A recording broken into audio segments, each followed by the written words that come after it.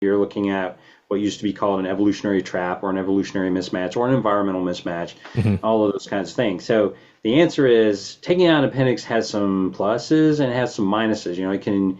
It can really help decrease the prevalence of ulcerative colitis, for example, which is something we shouldn't have anyway, right? And it's immunosuppressive, essentially, because you're taking out a chunk of immune tissue. You can really see the effect in rabbits because their appendix is huge. But in humans, it's mildly immunosuppressive. So you get lowered. It's just like an immunosuppressive drug. You get lowered inflammatory problems, and you get slightly increased risk of certain kinds of cancers and infections.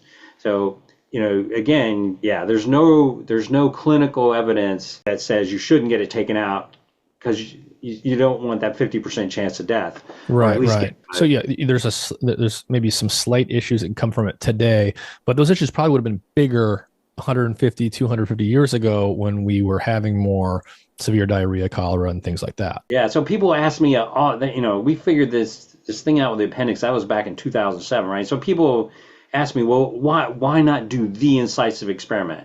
I say, look, well, got really good data from non-human primates, but to do the incisive experiment, I mean, excuse me, it would just be unethical, right? You have to go find a hunter-gatherer population that doesn't have modern toilets, and then you have to do a sham operation on a bunch of them and randomly assign them to taking out their appendix or not, and then follow them long term. And you probably, some laboratory mice and rats are really interesting because they are, in those species, the appendix is variable. But even then, you probably wouldn't want to do that experiment. You have to expose them to a bunch of natural infections with or without a sham operation. I guess you can't do it in rabbits because it changes their immune system so much. The appendix is so big. Anyway, it's just a tricky thing to think about. And so, talk a little bit more about, I feel like when we talk about the gut microbiome, everyone's usually talking about bacteria. Talk about some of these other organisms that, for most of human history, for most animals out in the wild, are a natural part of the gut. So you mentioned some of these worms and these protozoans. What are some of the major components of the natural biome that were around before the modern era for us? Right. So we began about 1850 or so. We started depleting these larger organisms. So just by being born, you'll probably do a good job of getting your mother's bacteria. Even if they do a C-section, within a few weeks you'll have it. So it's not the bacteria that we're talking about. We're talking about different kinds, especially different kinds of helminths,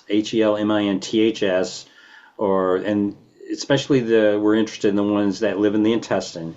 Those we would have picked up, say, if we would have accidentally eaten an insect. And you're a little kid, you're digging around in the dirt, putting stuff in your mouth. Yeah, or a snail, or a piece of freshwater fish or something like that, which is not recommended. You don't want to go out and try to get these things naturally. You can get some extremely nasty parasites.